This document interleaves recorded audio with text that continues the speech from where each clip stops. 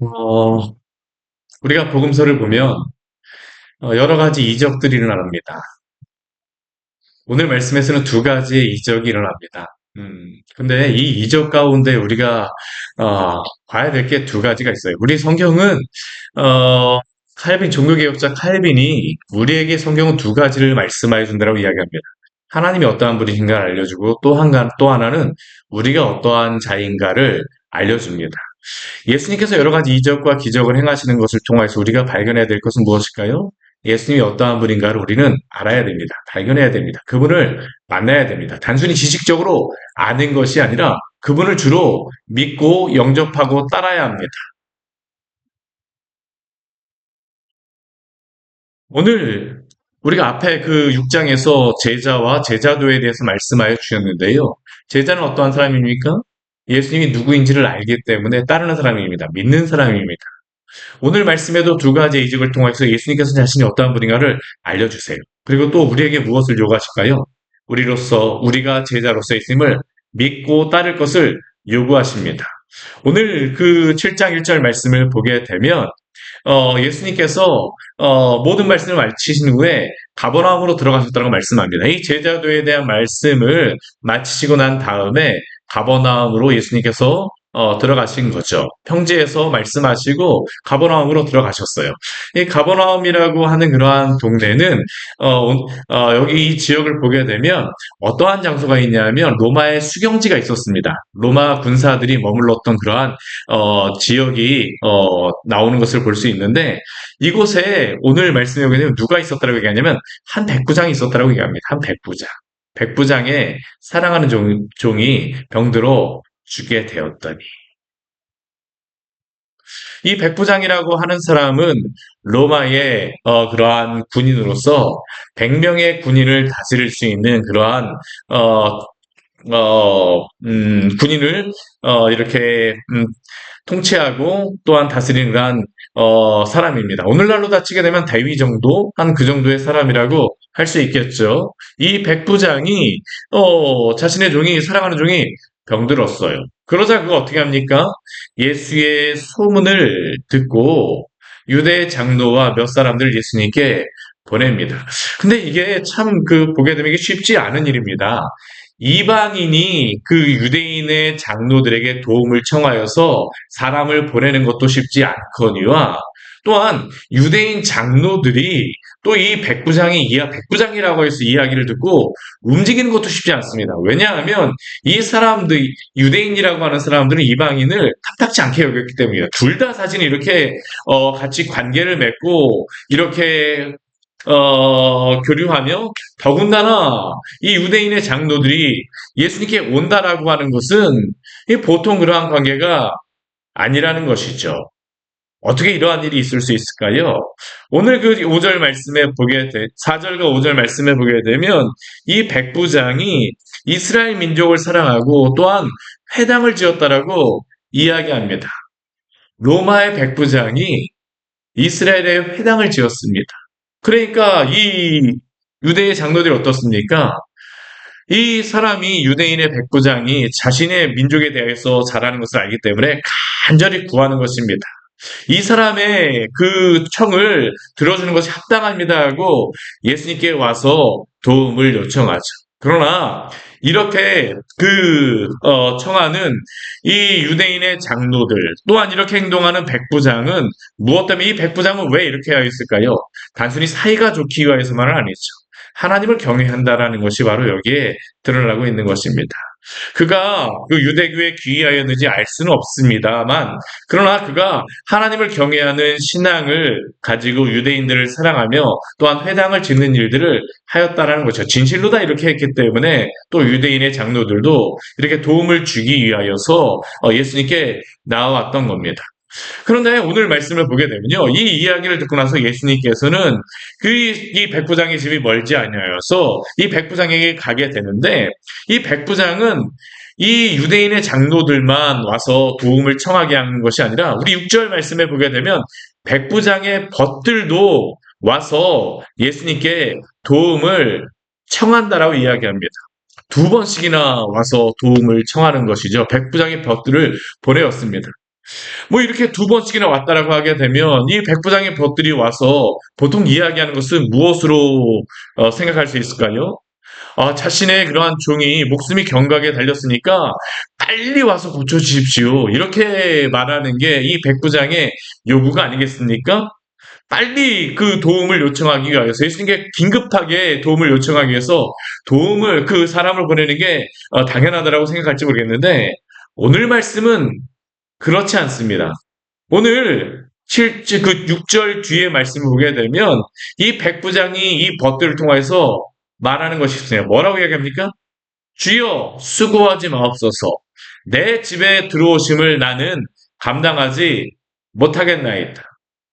이것은 우리가 기대하는 그러한 행동과 그러한 말은 아니죠. 분명히 유대인의 장로들까지 미리 와서 청하고 또다시 벗들을 보내게 되면 빨리 와달라고 하는 게 당연할진데 그는 반대 이야기를 하는 것입니다. 주여 수고하지 마십시오. 내 집에 들어오심을 나는 감당하지 못하겠습니다. 반대의 말을 합니다. 어찌 보면 이게 이해할 수 없는 모습이기도 하지만 그가 왜 이렇게 이야기할까요? 그는 예수님을 청한다라는 것이 무슨 의미인지를 알았기 때문입니다. 오늘 백부장은 예수님께 대하여서 바라는 호칭이 있습니다. 그게 무엇입니까? 주여입니다. 주여, 주여, 주여. 이 시대 로마 군인에게 유일한 주의 대상은, 주라고 부르는 대상은 로마의 황제였습니다.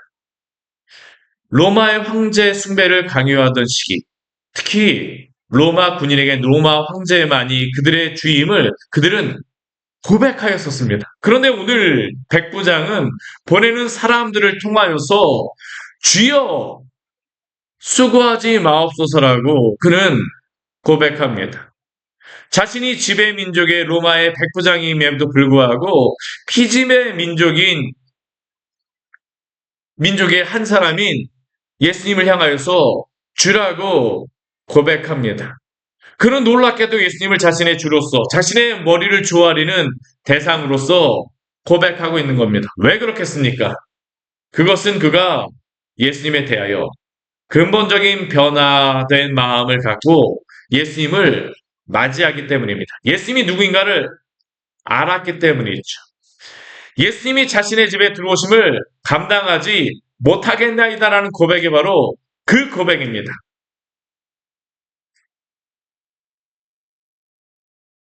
심지어 자신은 예수님 앞에 나아가기도 감당하지 못할 존재라고 그는 고백하고 있습니다.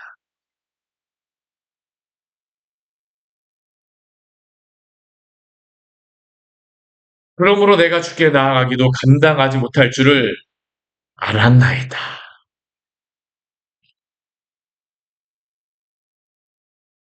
막상 예수님께서 오신다는 이야기를 들었을 때 그가 발견한 것은 무엇입니까? 자신이 예수님을 맞이하기에 합당한 존재가 아니라는 발견이죠. 그리고 이것은 바로 죄인이 절대자 앞에 그리스도 앞에 서게 될 때 발견하게 되는 그 발견과 고백 아닙니까?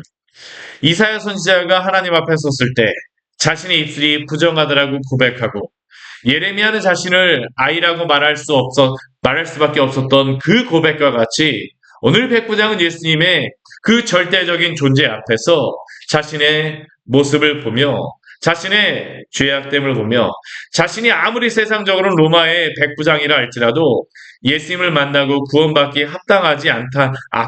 자신은 너무나도 죄인이라는 것을 구원받기 합당하지 않은 그러한 사람이라는 것을 깨달은 것입니다. 이것이 바로 그가 예수님 앞에 서게 되었을 때 가지게 된 마음입니다. 그때 그는 예수님께 무엇이라고 이야기합니까? 말씀만 하사 내 하인을 낫게 하소서.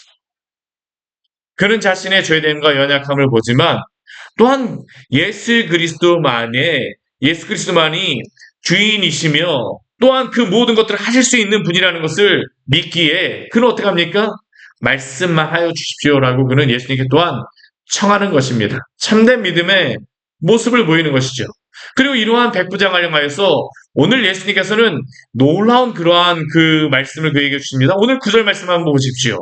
예수께서 들으시고 그를 놀랍게 여겨. 예수님께서 이 백부장을 보시면서 놀랍게 여기십니다. 왜 그렇습니까? 오늘 9절 뒤에 말씀을 보게 되면 예수님이 이렇게 말씀하시죠. 이스라엘 중에서도 이만한 믿음을 보지 못하였노라.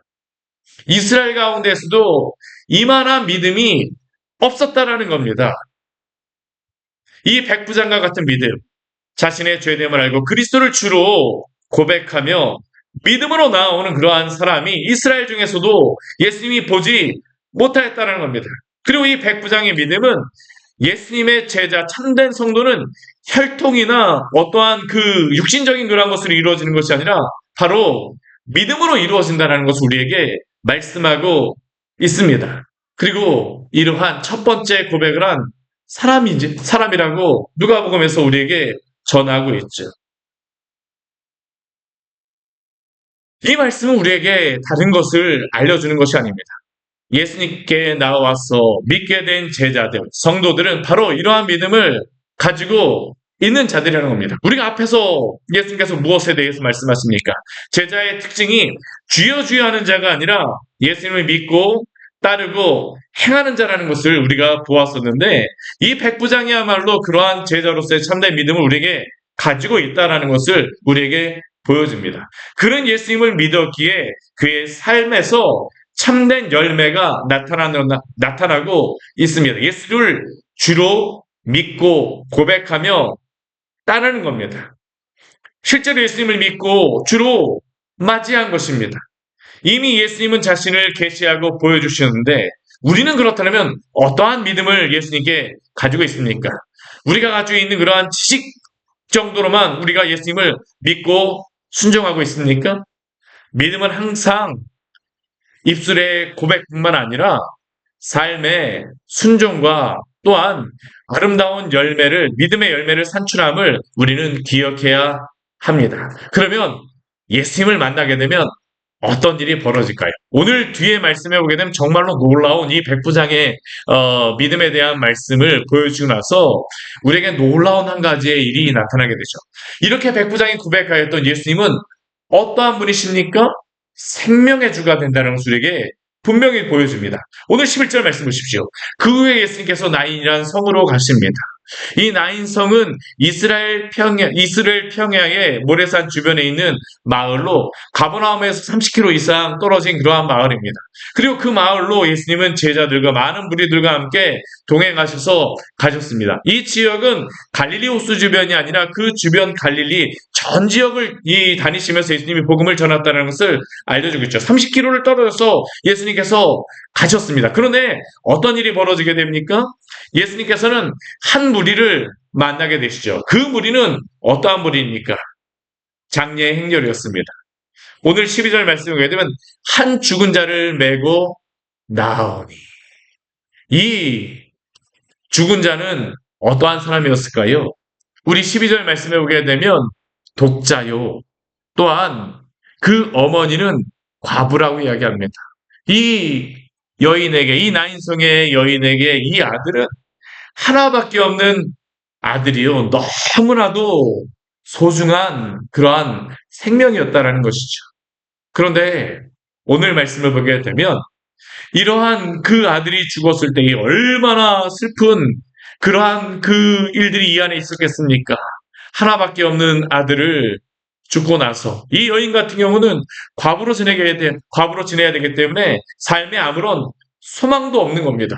그런데 이 장례 행렬의 그러한 사람들이 예수님을 만났습니다. 그때 예수님께서 이 여인에게 뭐라고 말씀하실까요? 불쌍히 여기사 울지 말라 하시고. 그리고 예수님은 어떻게 하십니까? 14절 말씀에 오게 되면 가까이 가서 그 관의 손을 대시니. 사실 이것은 놀라운 것입니다. 보통 우리가 그 이스라엘 백성들은 죽은 자에게 손을 대지 않습니다. 왜 그렇습니까? 죽은 자에게 손을 대게 되면 레위기 말씀을 보게 되면 그 사람이 부정해지기 때문에 죽은 자의 행렬에 다가가려고 하지를 않죠. 근데 예수님께서 어떻습니까? 이 과부를 불쌍히 여기시며 이 관에 가서 손을 대세요.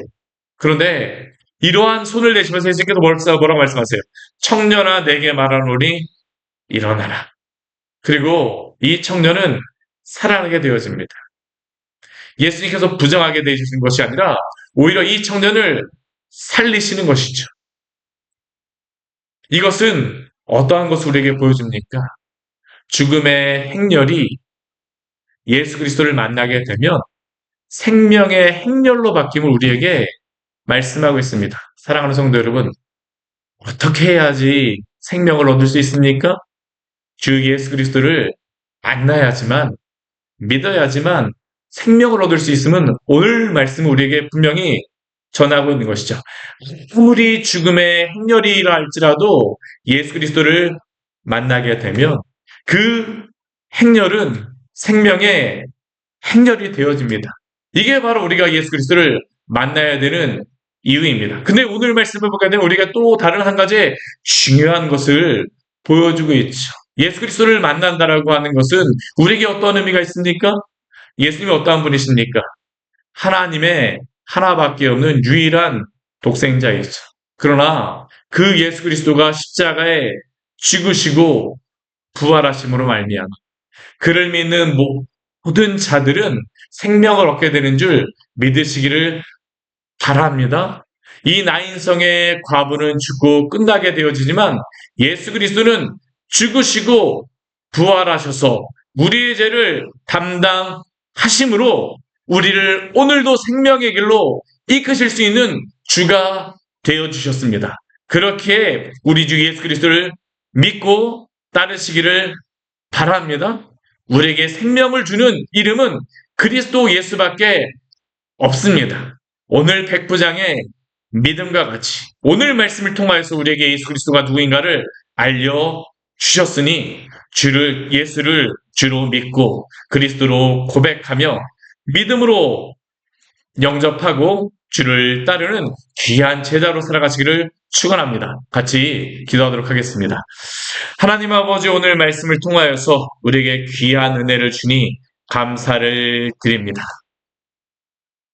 이 시대에 많은 사람들이 있었지만 예수님의 많은 이적도 보고 많은 기적도 보았지만 그러나 예수님을 주로 고백하였던 사람이 이 백부장과 같은 그러한 믿음을 가졌던 사람이 또한 이스라엘 중에서도 없었음을 보게 되어집니다. 우리가 성경을 통하여서 예수님이 어떠한 분인가를 알려주시고 또한 말씀을 통하여서 성령께서 우리에게 예수님이 누구인가를 알려주셨는데 주님 우리가 예수를 그냥 지식으로만 알고 그치는 것이 아니라 예수를 주로 믿고 주님을 따를 수 있는 겸손한 자들로서 주님 앞에 설 수 있도록 주의 은혜를 베풀어 주시옵소서. 우리가 생명을 얻을 수 있는 것은 하나님 아버지 어떠한 곳에서도 영원한 생명을 어디에서 얻겠습니까? 죽음의 행렬이라 할지라도 생명의 행렬로 만드시는 우리 주 예수 그리스도밖에 참된 생명이 없음을 우리에게 알게 하여 주시고 우리에게 전하여 주셨으니 우리를 위하여 죽으신 하나님의 하나밖에 없는 독생자 예수 그리스도를 믿음으로 말미암아 온전히 주 안에서 사는 우리 귀한 복된 성도들을 되시도록 은혜 내려 주시옵소서. 당신께서 우리를 구원하여 주셔서 감사합니다. 오늘 하루도 주님을 예수로 믿고 주님의 제자로 살아가겠습니다. 예수님 이름으로 기도드립니다. 아멘. 오늘 말씀 같이 기억하며 우리 기도하며 나가도록 하겠습니다.